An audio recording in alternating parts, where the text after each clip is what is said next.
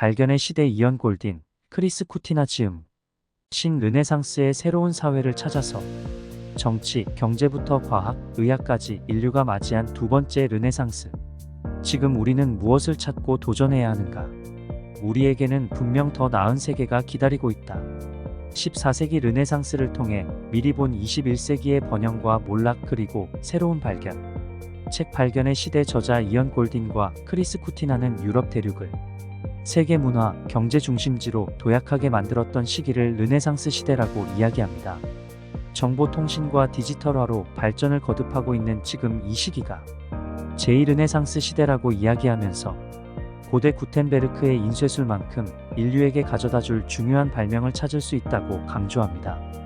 이 영상에서는 초반과 후반부의 일부 내용 일부를 정리해 전달 드리겠습니다.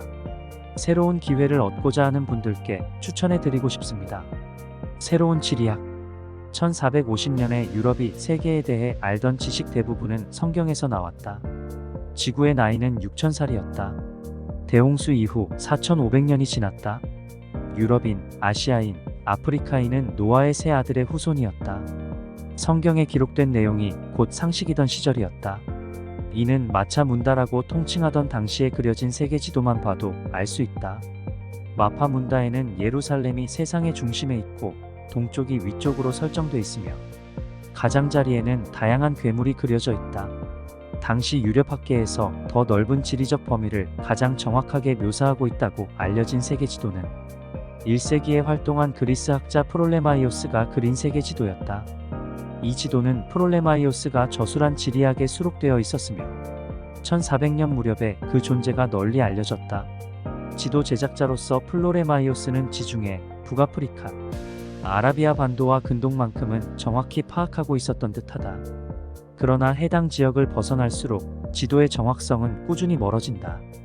프롤레마이오스의 세계 지도는 인도양이 대륙으로 둘러싸여 있다. 아프리카는 남단이 없으며 인도는 반도가 아닌데다 아시아는 동해 연안이 없으며 아메리카 대륙과 태평양은 아예 빠져 있다. 게다가 척도도 완전히 어긋나 있다.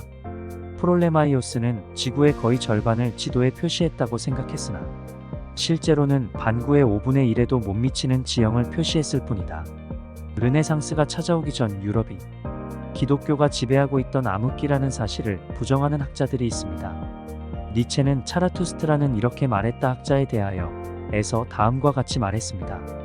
그들은 현명한 체하지만 나는 그들의 보잘것없는 잠언과 진리에서 오싹한 추위를 느낀다. 마치 늪에서 생겨나기라도 한 것처럼 그들의 지혜에서 종종 악취가 풍긴다. 그리고 참으로 나는 그들의 지혜로부터 개구리가 꾀꾀거리는 소리를 들은 적도 있다.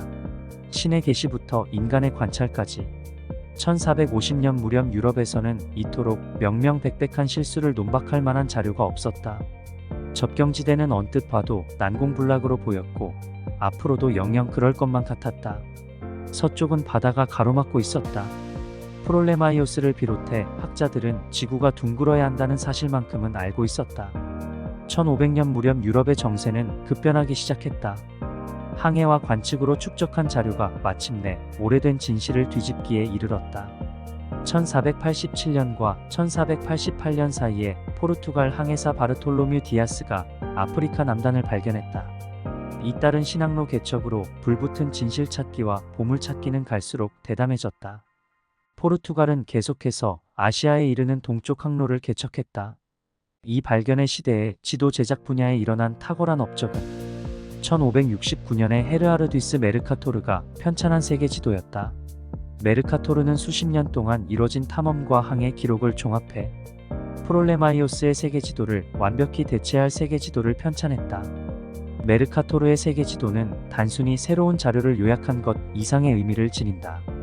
여전히 종교적 영향력이 막강했던 시대의 인간이 직접 관찰한 지식, 말하자면 자연의 책이 고대 선인의 지혜나 신의 책인 성경의 계시와 다르거나 심지어 모순될 수 있다는 다소 신성 모독적인 사살이 탄생할 수 있는 초석을 놓았기 때문이다.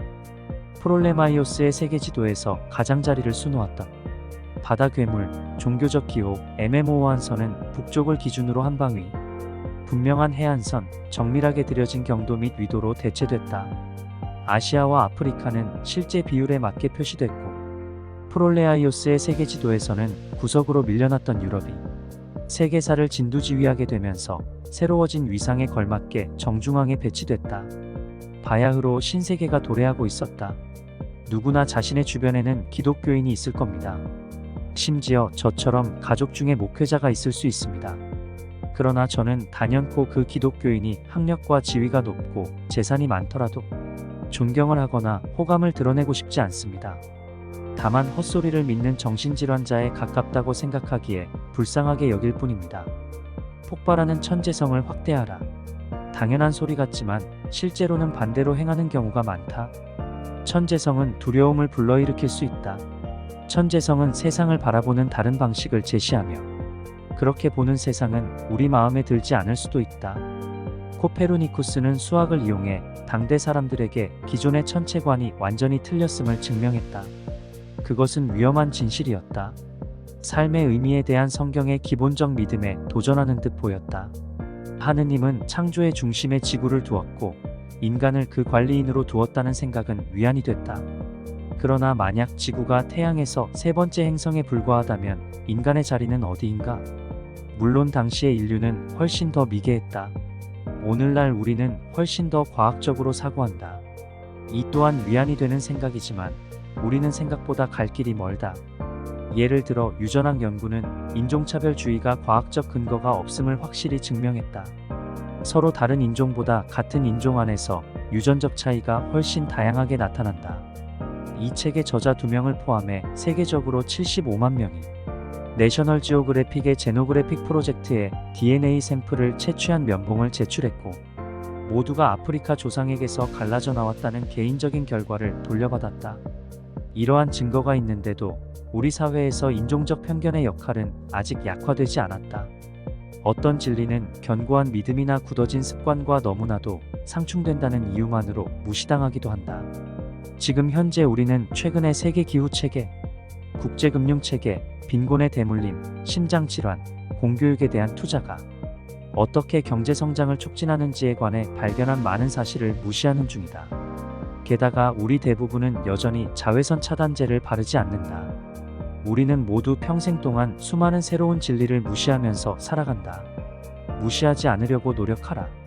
결국에 현실은 거부하기 힘들다. 새로운 진리를 바탕으로 삼는 사람과 사회가 건강하고 성공한다. 그러니 위안을 준다는 이유로 신화를 붙잡고 있지 말라.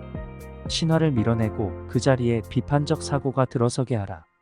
디지털화는 과거 인쇄술처럼 모든 발언을 동등하게 확성했다. 비록 모든 발언이 청중에게 동등한 가치를 전달하진 않지만 말이다. 온라인에서는 사실과 의견이 크게 다르지 않아 보인다. 그러나 현실에서 사실과 의견은 매우 다르다. 우리는 끊임없이 사실과 의견을 분리해야 한다. 의견은 논증으로 뒷받침할 것을 요구하고 논증이 편향돼 있지는 않은지 시험하고 어떤 다른 견해가 있는지를 질문해야 한다. 첫 번째 르네상스 시대에 이렇게 했던 이들이 있었기에 다음 세대인 16세기 중반부터 17세기 중반 사이에 갈릴레오 갈릴레이, 토마스 홉스, 르네 데카르트, 존 로크, 고트프리트 라이프니츠, 아이작 뉴턴 같은 자유로운 사상가가 등장할 수 있었다. 그리고 이들이 있었기에 과학혁명과 계몽주의가 일어날 수 있었다. 새로운 정점이 기다리고 있다. 우리가 그 정점에 오를 수 있는 지적 용기를 끌어모을 수 있다면 말이다. 비슷한 정신으로 새로운 아이디어를 포용해야 한다. 탐구의 길을 따라 진보를 이뤄내려면 언제라도 현재의 시각을 던져버릴 준비가 돼 있어야 한다. 우리는 기득권을 위협한다는 이유로 너무 자주 새로운 아이디어에 저항하거나 이를 억압한다. 코페르니쿠스의 태양중심설만이 격렬한 반대에 부닥치나 의 순간은 아니었다. 스위스 서기들은 인쇄술에 반대했다. 네덜란드 길드는 조선술이 발전하는 것을 막기 위해 싸웠다. 프랑스 제지업자들은 펄프 제조 속도를 올려주는 기계를 불태웠다. 마찬가지로 오늘날 화석연료 산업은 사회가 대체 에너지로 이행하는 것에 저항한다. 주요 은행들은 크라우드 소싱 대출에 찬물을 끼얹는다. 택시 운전사들은 누구든지 운전자가 될 수도, 승객이 될 수도 있게 도와주는 앱이 부당하다고 외친다. 그렇다면 새로운 아이디어는 모두 좋은 아이디어일까? 아니다. 하지만 르네상스 시대에는 기본적으로 그렇다고 가정해야 한다. 직접적으로 인류에게 해를 끼치는 아이디어만 아니라면 말이다. 지금 사회는 역사상 그 어느 때보다도 어떤 아이디어를 판단하고 공유하고 더 나은 아이디어를 촉발하기에 충분한 역량을 갖추고 있다. 실험적인 아이디어에 박수를 보내자. 심지어 그 아이디어가 사회의 성역을 침범할지라도 말이다. 그렇지 않으면 21세기 가장 위대한 발명 가운데 일부는 결코 일어나지 않을 것이다. 지금까지 캔디맨이었습니다. 다음 또 다른 작품으로 인사드리겠습니다. 감사합니다.